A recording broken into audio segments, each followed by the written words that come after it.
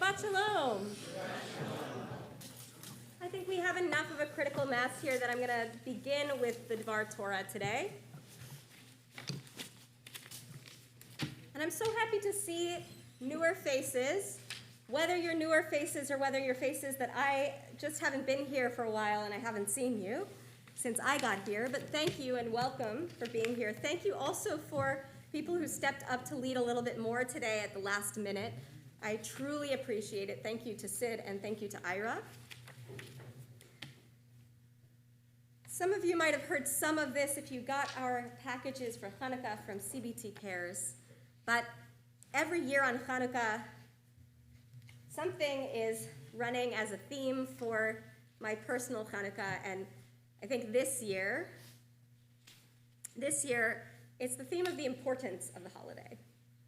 When I was growing up, I remember being told that despite the public image as a parallel to Christmas, Hanukkah is not very important. Unlike holidays like Rosh Hashanah and Yom Kippur and Pesach and Shavuot and Sukkot, Hanukkah does not contain any special days on which we refrain from work. Unlike these and other Jewish holidays, Hanukkah is not biblical. The book of Maccabees isn't even written in Hebrew, but rather it's written in the vernacular ancient Greek. In fact, Hanukkah is so historically vague that sometime between 0 and 600 of the Common Era, the rabbis of our Holy Talmud have to ask themselves, "My Hanukkah, what is Hanukkah anyway?" Our ancient sages don't even know why they light 8 nights of candles starting on the 25th of Kislev every year. I find each of these Talmudic bits, or each of the Talmudic bits about Hanukkah, fascinating, and I think I've spoken about some of them here. First, that one about, well, what is Hanukkah anyway? They're trying to, and the rabbis retell the history of the story so they can remind themselves why they light these candles in the first place. There's a story about why we would say, Asher kitshanu b'mitzvotav vitzivanu, why we would say the blessing over mitzvot, over the mitzvah of lighting Hanukkah candles, when Hanukkah doesn't show up in our Tanakh at all, let alone our Torah, where our mitzvot come from. There's a beautiful midrash in Talmud about Adam Harishon, about the first person who's terrified when it starts getting darker and darker and darker each day around this time of year. He's terrified that this is his punishment, that he's going to live in a world of eternal darkness at some point in time. And right around this time of year, it starts getting just a little bit lighter and lighter and lighter. And so he establishes this holiday, not just for the Jewish people, because remember, Adam Harishon is everyone's ancestor, but the Talmud says he established these 8 days for this particular Greek holiday, for Kalenda and Saturna, but also established these 8 days for us too, for the Jewish people. This idea, and I think this is what we spoke about last year, this idea of Hanukkah as a time of brightness for not just the Jewish people, but for the world. It's a celebration of that turning of the year. I saw in some Facebook post the other day, Hanukkah, here are the things that Hanukkah are not. One of those things is it's not a celebration of winter solstice, but in a way, Talmudically, it kind of is. Don't tell anyone. But I found another fascinating midrash this year that I'd love to share with you about that idea of Hanukkah not being so important. I'd like to argue against that. So in the book of Numbers, in Bamidbar, God speaks to Moses this is the time after the Nesiim, the leaders of each of the tribes of Israel, are giving their offerings to celebrate the dedication, the Chanukah, the Chanukhat HaMizbeach, the dedication of the Mishkan, of the tabernacle, and of its altar. As Aaron and the Levi'im are not included in the tribes who give gifts, a lot of commentators ask the question of, well, what is Aharon's responsibility? What does he get in this moment? And they turn to this verse, Numbers 8:2. And God speaks to Moses saying, "Speak to Aharon and say to him, when you mount the lamps, the Neirot, let the 7 Neirot give light at the front of the menorah, of the lampstand."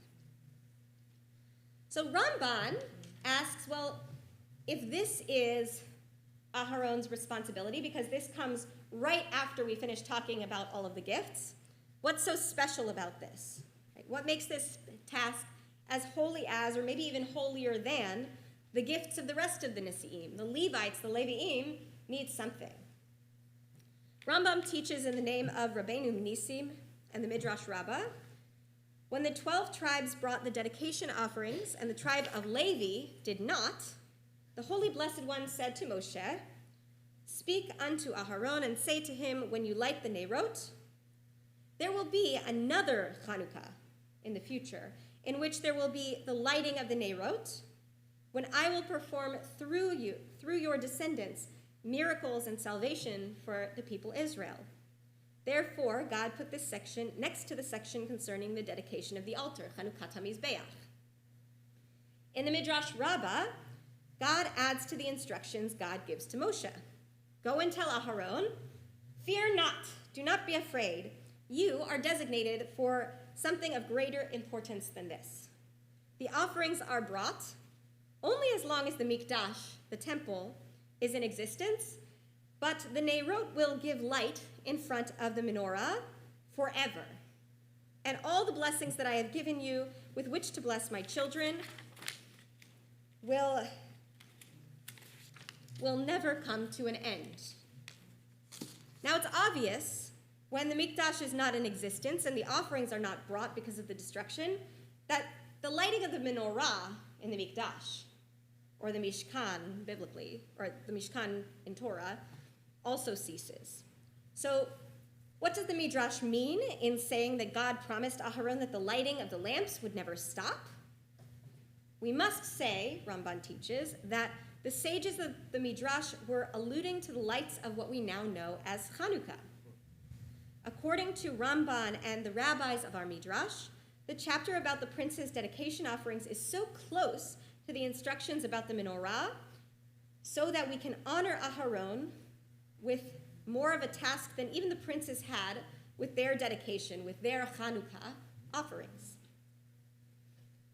As Jews, we have this incredible ability to bring our history into the present, to give it meaning in the here and now. Chanukah endures and inspires not just because of the presents or the food or the proximity to other holidays. It endures because of its representation of our resilience as a Jewish people and as individual Jewish people. For some, the Chanukiah, as a representation of that biblical menorah, reminds us of the Mishkan and the Mikdash that served us as homes for God. It reminds us of the longing that we have to feel that presence of God with that much physical certainty again. For some, the lights of the Chanukiah and the joy of our children as they play dreidel and sing the songs bring us hope in the darkest days of winter. And for some, the Chanukiah represents the fierce continuity of the Jewish people, fighting back against our oppressors generation after generation. Regardless of what that Chanukiah means to you on this Chanukah, specifically to you, when Aharon is commanded to take on that responsibility of lighting the Chanukiah, he is not only taking on the responsibility for that physical structure, but also for carrying our Jewish story forward so that it could be passed from generation to generation in a format and through stories that would entice families for endless years to come. Unlike some other Jewish holidays, there's not a whole lot about Hanukkah that challenges us or that asks us to make great sacrifices. It's easy enough to do and enough of a joy that even those who do not celebrate any other Jewish holiday often make it a priority year after year. With its primary mitzvah of publicizing the miracle, regardless of which miracle we each find to be the most important on Hanukkah, This year I find myself rejecting over and over again the notion that Hanukkah is one of our least important holidays. Rather, Hanukkah acts as an entry point for Jews of all Jewish experiences and perspectives to engage and re-engage with their identities, to recommit to bringing their Judaism forward from generation to generation. Just looking around the room, I know that we are a congregation that shows up for Shabbat, shows up for services, even in crummy weather.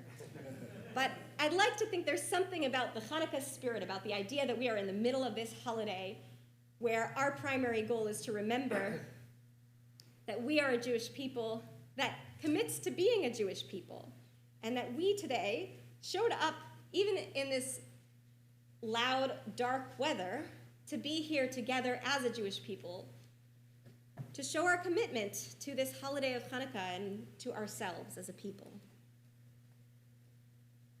So if you haven't already, and I'm behind on this, paint your nails silver and blue, display your giant light-up dreidel in the front yard, and place your Chanukiot in front of whatever window you can.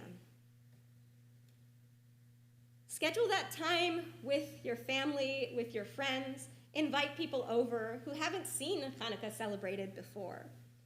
When we celebrate Hanukkah, we remind ourselves and we show the rest of the world the pride that we hold in our Jewish identity and the commitment we possess to keeping our past and our present sacred far into the future to come. Shabbat Shalom and Chag Urim Sameach. Shabbat Shalom.